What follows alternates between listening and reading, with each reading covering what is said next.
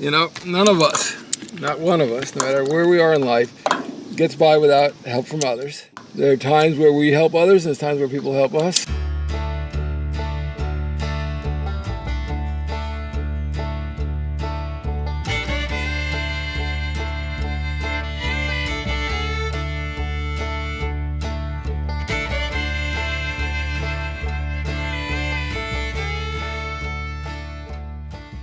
So my calculation is that the forces on here are somewhere between 2,000 and 3,000 pounds. And so if we're able to spread it out so that we're supporting it past where the hatch is, so we're supporting it across here, in other words, across this length, we'll have something that should easily take that. I did do some homework. You know that you sent me a picture of a guy who used a U-bolt. Right, yeah. And there are U-bolts that have 3,000 to 4,000 pound capacity. So another option would be to get a plate made with holes in it, and we do the G10 below that gives you a solid piece of material across there. It creates like an I-beam because we got the thickened epoxy behind it. The U-bolt would go through there, and we'd have a couple button nuts on it that would show through your liner, and we'd have to carefully trim it so it looks right. But I think that may be also a viable alternative. We'll have to make that decision after this piece comes out.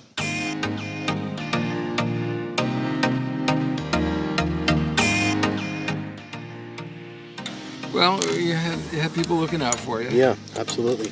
It's always good. You know, none of us, not one of us, no matter where we are in life, gets by without help from others. Yep.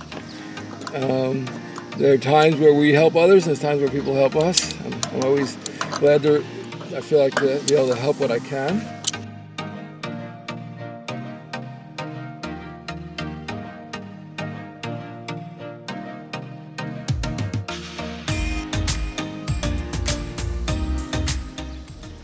So you almost never get a chance to lube the turnbuckle.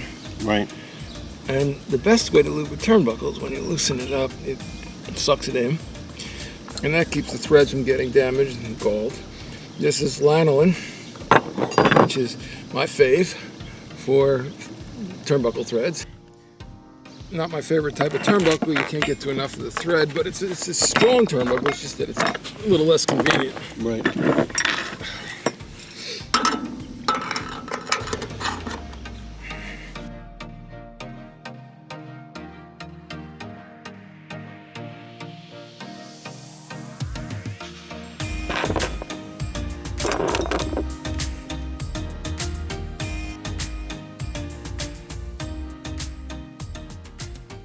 Looking at the style of turnbuckle that you have, these are probably metric. Yeah. Not that may not be. That's actually a. Well, let's see whose it is. Yeah, it's metric. H with a crown. I'm guessing it's Danish. Right. I'm not sure. There's a company that's H with a crown that used to make hardware. What's your opinion of like this butyl tape as opposed to other types of sealants in general? So I like butyl tape in situations, not like that one, where it's compressed between a surface and the deck. Right. And we're going to get a cover made for that, even if we have to make it out of plastic, that will let us seal that up properly. Okay. And we'll take a Dremel tool and flare the edge of that a little bit, so that the sealant has a place to go to keep the water from going down into there. So I'm taking this vinyl headliner off, and my understanding is that I don't want to rip it because it can be a pain in the neck. But it looks like it's coming loose here, so that's good.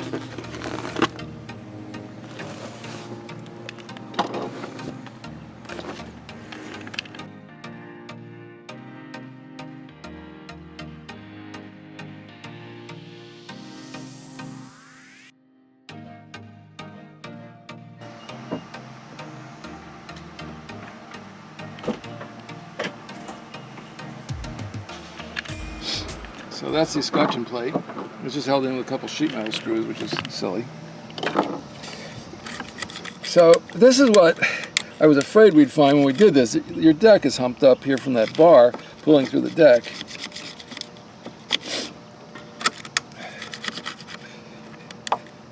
So that whole section through here is pulled up, which says that probably the core is gone under there. Right. So we're going to have to clean that out when we do the job. It's, you know, it's obviously been leaking for a while.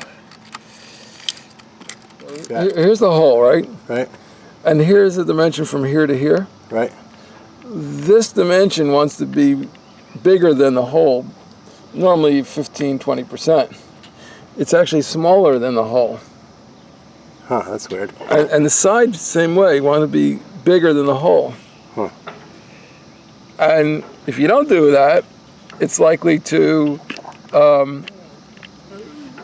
warp the side plates, bend the side plates, which is exactly what happened. These side plates are actually bent when you look at it from above. So, just a cheesy piece of engineering.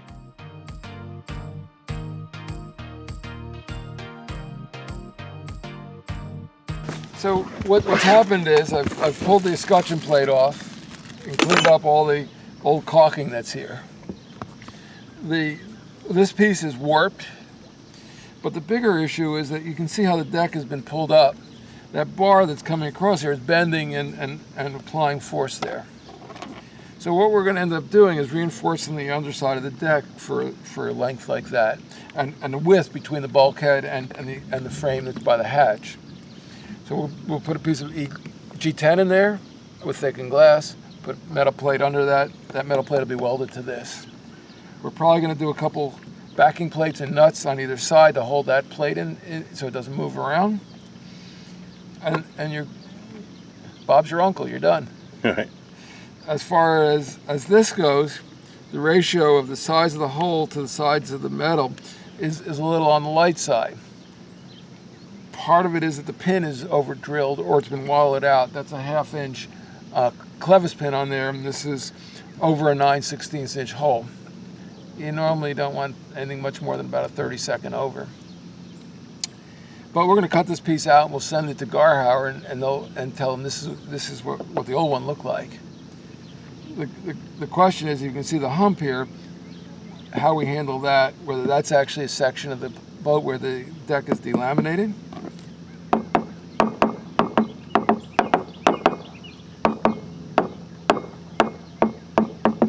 It is.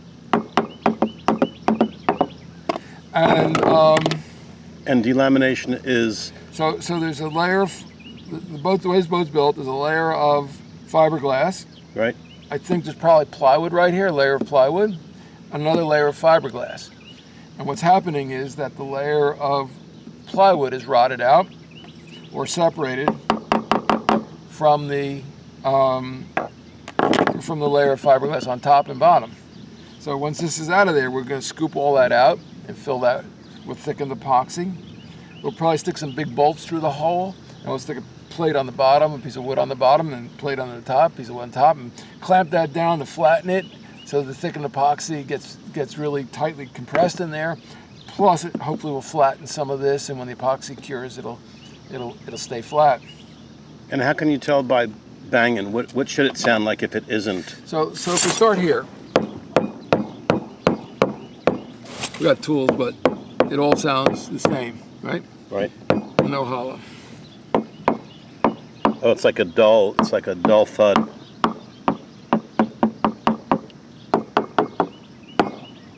Right. Okay.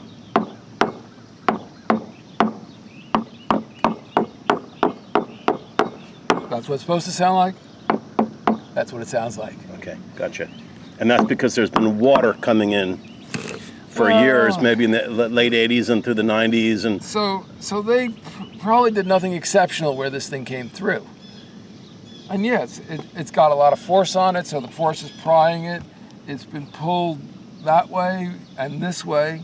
It's interesting. I expected the deformation to be on this side, right. But what's actually happening is that the plate is more vertical than the baby stay, so it's pulling that way, and that's prying the deck up. The bar has bent over this length, and so the hump is where the bar is bent and this thing is rotated. We're going to have a flat plate on there sitting on a little beam, and that's going to cure that. Next up, we go down below, and while I hold the vacuum cleaner, Jeff will use his Dremel saw to try to cut out the bar and this piece of hardware so we can continue with this baby stay repair. And when we're actually doing this, you're probably not going to want that in the room. Yeah, I know. Just going to film the pre-setup. Is this turned on? Because we don't have any power. After a time of sawing and then using the crowbar, lo and behold, the piece of hardware comes out. Awesome. Wow, it's out. It is out. All right. So that's actually a really nice weld. Okay. That's a nice weld. This is a hollow tube. Oh. If this was a solid bar, half your problem would have gone away because this would have been a lot, many times stiffer. The fiberglass work that was up here was really pretty crummy, which made it really easy to cut out. I think we probably spent 15 minutes getting that out of there. All right. So if we look at what's here, the screwdriver right now is at the bottom of the fiberglass. That's the upper deck, right? Mm-hmm. Then it just disappeared into what's supposed to be the core. There's no core there. Oh. Well, actually, maybe. Yeah. So the core is all mush. You see how it's going into where it's disappearing into? Right. That's all mush. So we're going to hollow that out. Now, I can feel solid material that's out here somewhere. Okay. So that says that we can. Is that the wood or is that in the deck?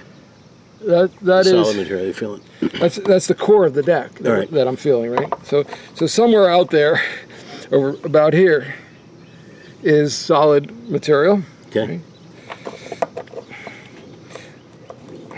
This side's actually not too bad. This side's completely gone. Really? Wow. Oh, see how that just disappeared? Right, yeah. And of course that makes sense because here's these screw holes that have been letting water into your deck, right? Right. And this side looks perfect.